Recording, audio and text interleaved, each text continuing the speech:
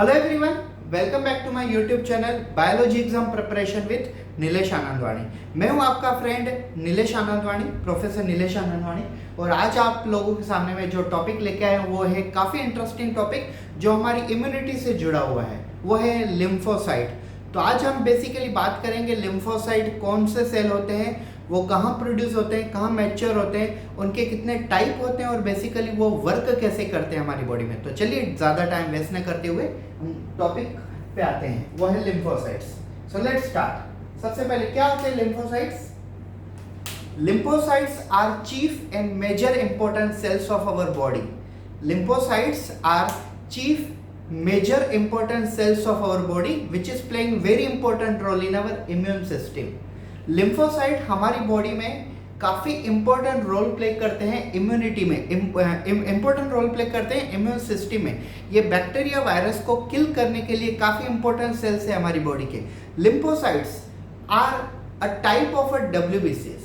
Lymphocytes are basically belongs to the category called white blood cell, you can say WBC. अगर हम देखें तो WBC are of two category, granulocyte, agranulocyte. Granulocyte means which have a granule like neutrophil, eosinophil, basophil, and agranulocyte which don't have granule like a monocyte, and another one is lymphocyte. सो जब हम circulation chapter में जो हम basically classification देखते हैं वो वाला main type हम देख रहे हैं आज लिम्फोसाइट। तो लिम्फोसाइट हमारी बॉडी में इम्यूनिटी में सबसे इंपॉर्टेंट जो सेल्स होते हैं वो लिम्फोसाइट्स ही होते हैं। Generally lymphocytes are produce inside the bone marrow. They are produce inside the bone marrow by the process called lymphopoiesis. What is actually lymphopoiesis or what is actually the hematopoiesis? So I'll tell you what is meant by hematopoiesis. Hematopoiesis means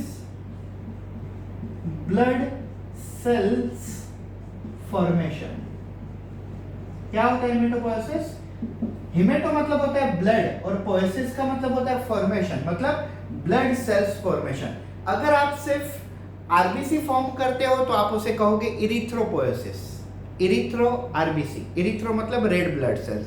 अगर आप सिर्फ WBC form करते हो तो आप उसे कहोगे ल्यूकोसाइटोपोएसिस। और अगर आप अगर आप मतलब प्लेटेलेट फॉर्म करते हो तो आप उसे कहोगे थ्रोम्बोपोएसिस। लेकिन यहाँ पे हम सिर्फ WBC में लिम्फोसाइट की बात कर रहे हैं तो हम क्या कहेंगे इसे? Lymphopoiesis. So what is lymphopoiesis? Lymphopoiesis means formation of a lymphocyte. And where lymphopoiesis happen, lymphocyte कहाँ पे फॉर्म होते हैं? तो लिम्फोसाइट हमारे बोन मेरो के अंदर फॉर्म होते हैं। हमारे बोन में, हमारे स्केलेटन में जो बड़े बड़े बोन है जैसे हुए you can say clavicle, scapula, skull, you can say thighs में फीमर है, यहाँ पे ह्यूमरस है, अल्ना रेडियस, टिबिया, फिबुला, ये जो बड़े बड़े बोन हैं इनके अंदर रेड कलर की एक जेली आती है जिसे हम कहते हैं red bone marrow. And red bone marrow के अंदर ब्लड सेल्स फॉर्म होते हैं। सभी हमारे बॉडी में जितने भी सेल्स हैं स्टेम सेल से बनने वाले, वो सभी के सभी सेल बोन मेरो के अंदर ही फॉर्म होते हैं। हम जो डिस्कस करें वो है लिम्फोसाइट के बारे में। So lymphocytes are produced in the bone marrow, but there are two type of lymphocytes. There are two type of lymphocyte like T lymphocyte. One is T lymphocyte and second one is B lymphocyte. अब दोनों के अंदर difference क्या है और दोनों कैसे काम करते हैं हम डिटेल में डिस्कस करने वाले हैं इन लिम्फोसाइट के बारे में।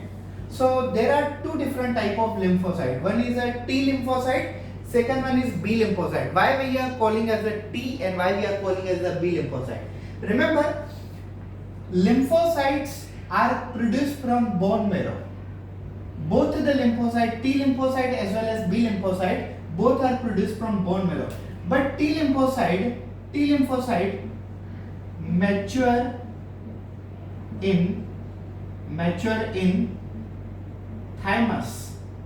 That is why it is called as a T lymphocyte. And B lymphocytes mature in bone marrow. You can also called bursa. Inside the bone marrow there are certain cells which are called as a bursa of Fabricia. तो bone marrow के अंदर T lymphocyte और B lymphocyte दोनों ही produce होते हैं, लेकिन T lymphocyte bone marrow में से निकल के थाइमस के अंदर चले जाते हैं। ये हार्ट के पास में एक छोटा सा ग्लैंड होती है थाइमस, उसके अंदर टी लिम्फोसाइट मैच्योर होने के लिए चले जाते हैं। और बी लिम्फोसाइट जो होते हैं वो प्रोड्यूस भी बोन मैरो में ही होते हैं और मैच्योर भी उसी के अंदर ही होते हैं। इसके लिए हम उनको कहते हैं बी लिम्फोसाइट, और टी लिम्फोसाइट को हम टी इसके लिए कहते हैं क्योंकि वो थाइमस के अंदर मैच्योर होते हैं। T lymphocyte and B lymphocyte both are produced from bone marrow, but T mature in thymus and B mature in bone marrow. That's why they are called B and these are called as a T lymphocyte. Now we are going to see how T lymphocyte and how B lymphocyte work and which are the main property of their working. Generally, T lymphocyte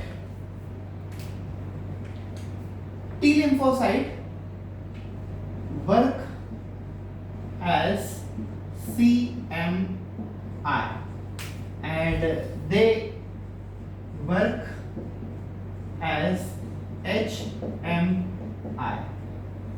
I don't have much space so that I can show you. I'll just show you one time full form and then I'll just rough it. CMI stands for cell mediated immunity. Okay, and HMI stands for humoral mediated immunity. I'll tell you what is the difference between CMI cell mediated immunity and HMI humoral mediated immunity.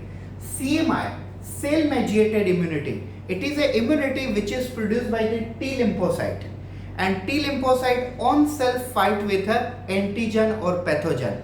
Either they are virus, either they are bacteria, either they are fungi, protozoa, amoeba, paramecium, whatever. So T lymphocyte ये bacteria, virus, fungi, protozoa इन सब से खुद लड़ते हैं, इसके लिए उसे हम कहते हैं सेल मेडिएटेड इम्यूनिटी CMI। लेकिन जो बी लिम्फोसाइट होते हैं वो खुद नहीं लड़ते हैं, वो अपने अंदर से एक प्रोटीन प्रोड्यूस करते हैं जिसे हम कहते हैं एंटीबॉडी, और वो एंटीबॉडी एंटीजन और पैथोजन इनके साथ लड़ती है, और इसके लिए इसे हम कहते हैं humoral mediated immunity. In cell mediated immunity, T lymphocyte fight on self with an antigen, whereas in B lymphocyte, you can say in a HMI, B lymphocyte on self do not fight with an antigen. They produce one protein. This protein is called antibody, and this antibody destroy the antigen. तो difference ये है, T lymphocyte खुद antigen के साथ लड़ते हैं और B lymphocyte antigen के साथ खुद नहीं लड़ते, बल्कि अपने अंदर से एक प्रोटीन प्रोड्यूस करते हैं जिस प्रोटीन को हम कहते हैं एंटीबॉडी, और वो एंटीबॉडी जिसे हम इम्यूनोग्लोबुलिन भी कहते हैं, वो इम्यूनोग्लोबुलिन एंटीजन के साथ लड़ता है। तो ये डिफरेंस हुआ सेल मेडिएटेड इम्यूनिटी CMI और ह्यूमरल मेडिएटेड इम्यूनिटी HMI के अंदर। तो चलिए हम डिटेल में देखते हैं कि टी लिम्फोसाइट और बी लिम्फोसाइट मैकेनिज्म कैसे करते हैं। Yes, so let's discuss the topic called mechanism of action of a T lymphocyte and a B lymphocyte. Yes,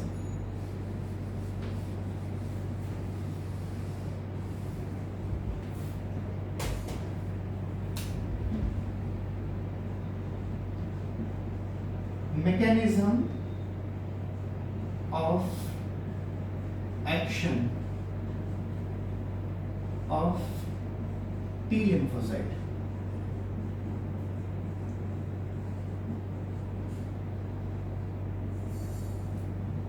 And here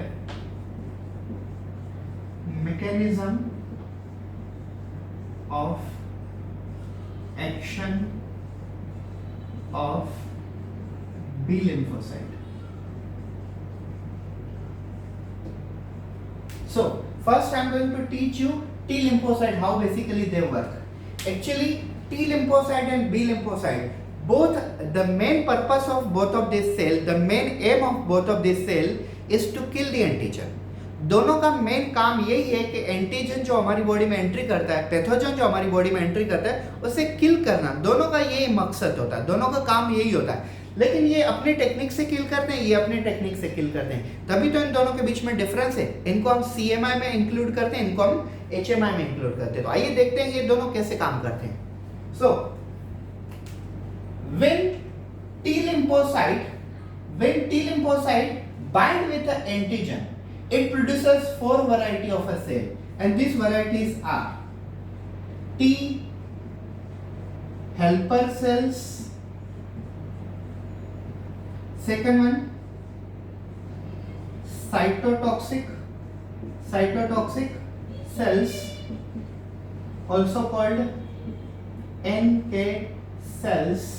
NK cells means natural killer cells. NK cells means natural killer cell. Third one is suppressor cell, and fourth one is memory cells. I hope so you can see up to here in the camera. Let me see. Yes. So when T lymphocyte bind with the antigen, it get divided into 4 variety: T helper cell, cytotoxic cell, suppressor cell and memory cell. And how it happened, I'll tell you. जब T lymphocyte, अब मैं आपको एक example देके बताता हूँ। मान लो ये एक एंटीजन है, ठीक है, ये एंटीजन है और ये वाला लिम्फोसाइट है। तो जब ये लिम्फोसाइट एंटीजन के साथ बाइंड होता है, तो उस एंटीजन को मारने के लिए टी लिम्फोसाइट अपने अंदर में से 4 अलग अलग प्रकार के सेल्स प्रोड्यूस करते हैं, और ये सेल्स होते हैं हेल्पर टी सेल। आप नाम से ही समझ गए होंगे, इन सब का नाम से ही समझ में आ जाता है कि इनके नाम ऐसे क्यों रखे गए। हेल्पर टी सेल ये हेल्प करते हैं किसको? साइटोटॉक्सिक सेल को। और सप्रेसर सेल ये इम्यूनिटी कम करते हैं, और मेमोरी सेल ये सिर्फ इंफॉर्मेशन को स्टोर करते हैं ताकि फ्यूचर में जब ऐसी कंडीशन आए तो ये उनको किल कर सकें। ठीक है, मैं आपको डिटेल में बताता हूँ। So let's start. How basically helper cell work? T helper cells are the type of a T lymphocyte. T helper cell are the type of lymphocyte which produces cytokines, which activates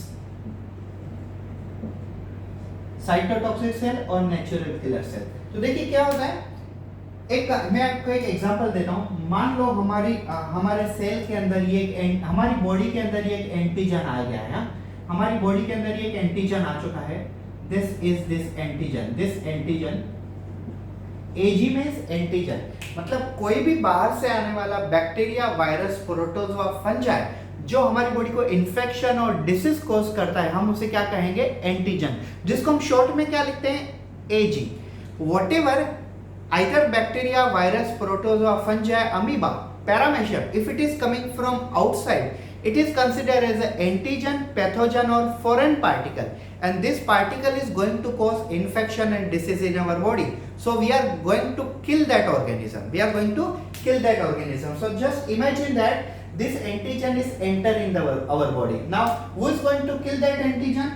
Cytotoxic cells are going to kill that. But how cytotoxic cell will came to know that antigen is already entered? इस antigen को mainly किल कौन करेगा? Cytotoxic cell किल करेंगे। लेकिन cytotoxic cell को पता कैसे चलेगा कि ये एंटीजन बॉडी में एंटर कर चुके हैं? तो उनको कैसे पता चलेगा? हेल्पर टी सेल्स के थ्रू।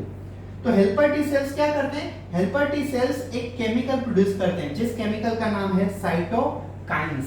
और साइटोकाइन साइटोटॉक्सिक सेल्स को एक्टिवेट कर देते हैं।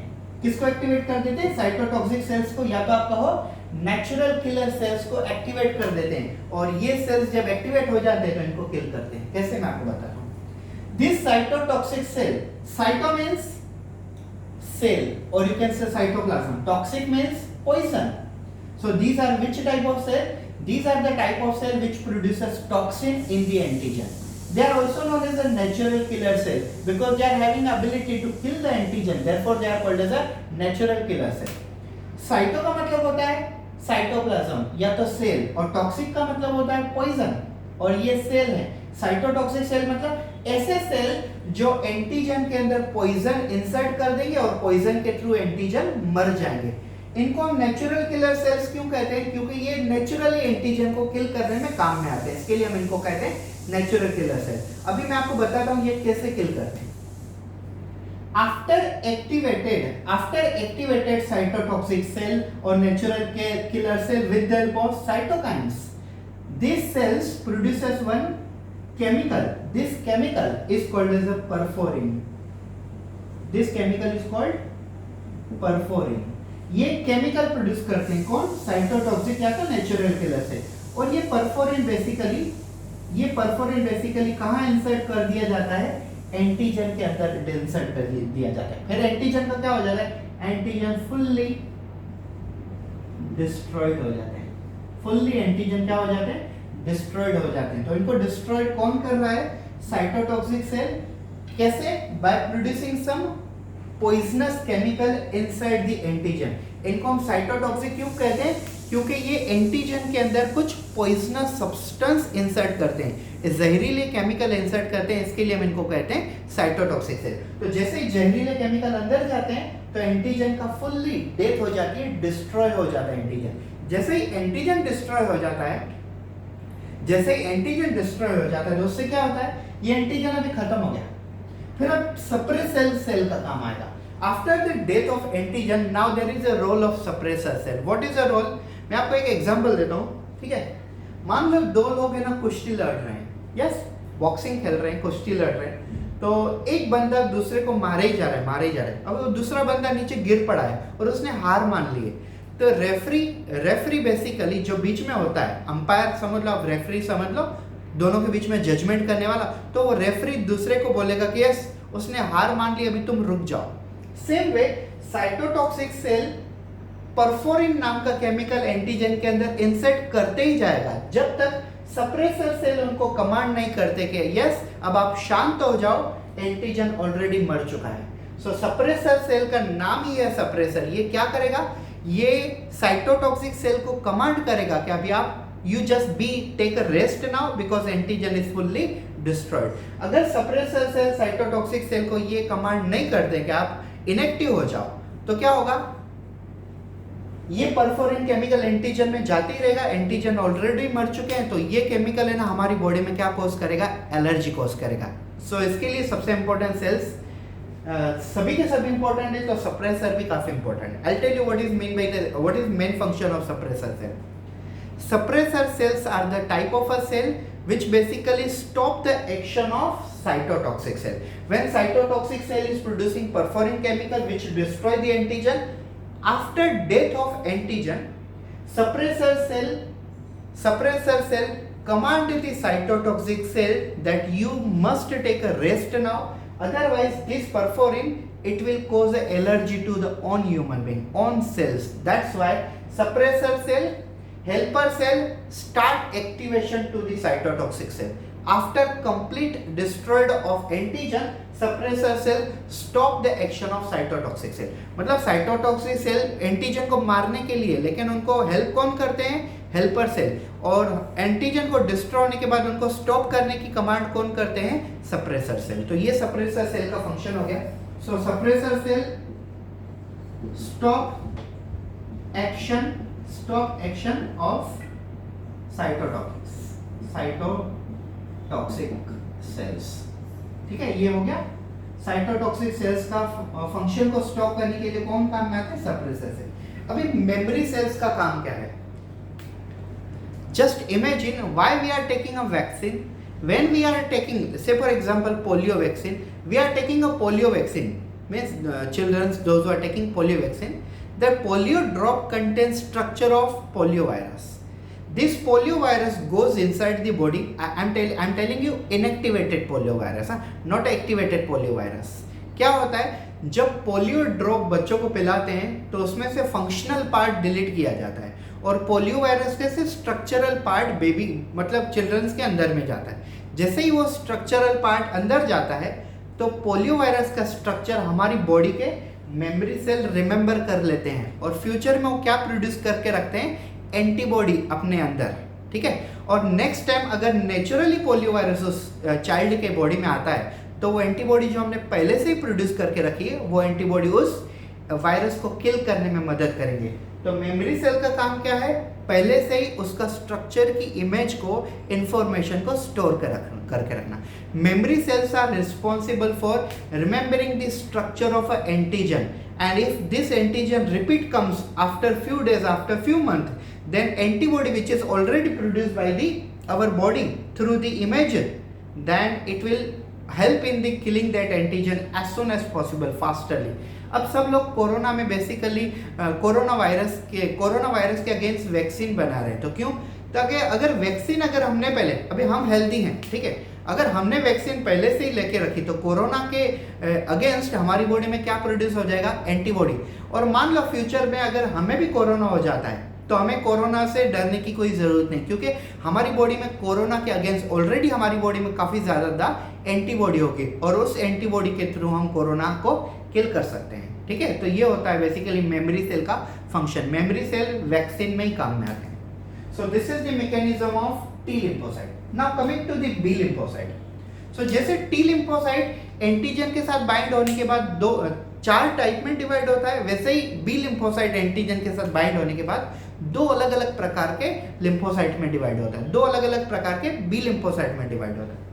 As we know that T lymphocyte when it combined with the antigen and turn into actually 4 varieties such as a helper, you can say cytotoxic, suppressor and memory. Same way when B lymphocyte bind with the antigen, it get divided into 2 varieties, and these 2 varieties are, first one is memory B cells and second one is plasma B cells. हाँ, अब ये देखिए, this memory cell have a same function like memory cells of T lymphocyte. So memory cells of T lymphocyte and memory cells of B lymphocyte both have a same function to remember structure of antigen. But here we have to discuss about plasma cell. So plasma cell basically work in a 3 way. Plasma cell work in a 3 way. First, they undergo immobilization. First step is immobilization. Second step is phagocytosis. And third step is neutralisation. ठीक है, तो आप समझ लीजिए, जब B lymphocyte antigen के साथ bind होता है तो बाइंड होने के बाद उनमें से 2 प्रकार प्रोड्यूस होते हैं, 2 अलग अलग टाइप प्रोड्यूस होते हैं। एक होता है मेमोरी बीटा सेल और दूसरा होता है plasma beta cell. Memory cell का फंक्शन वही होता है जो टी लिम्फोसाइट में था, to remember structure of antigen. लेकिन प्लाज्मा सेल्स का काम क्या होता है? Plasma beta cells they are killing the antigen by 3 steps. First one immobilization, second one phagocytosis and third one neutralization. I would like to add one point here. This plasma cell produce antibody which is also known as a immunoglobulin. ठीक है, plasma cells का main काम क्या है? Plasma cells क्या produce करते हैं? Antibody produce करते हैं। एंटीबॉडी को ही हम क्या कहते हैं? एंटीबॉडी को ही हम कहते हैं इम्यूनोग्लोबुलिन। और इसके कितने टाइप थे? इसके 5 टाइप थे। इम्यूनोग्लोबुलिन गेमा, immunoglobulin alpha, immunoglobulin Meta, immunoglobulin basically delta and last one immunoglobulin epsilon. तो ऐसे 5 टाइप थे। IG stand for immunoglobulin, G stand for gamma, A stand for alpha, M stand for meta, D stand for delta, E stand for epsilon. These are always keep in this sequence. First one G, then A, then M, then D, then E. Why it is so? Because gamma have highest concentration in our body. Then second position is alpha, third position is meta, fourth position is delta, and last one is epsilon. Okay, so I'll tell you how this immobilization, phagocytosis and neutralization takes place. See, I'll give you a demo. आप imagine करो कि ये antigen हमारी body में आता है। अभी ये एंटीजन को टी लिम्फोसाइट कुछ नहीं कर पाते हैं, तो फाइनली टी लिम्फोसाइट अगर कुछ नहीं कर पाते तो इनको कौन किल करेगा? B lymphocyte.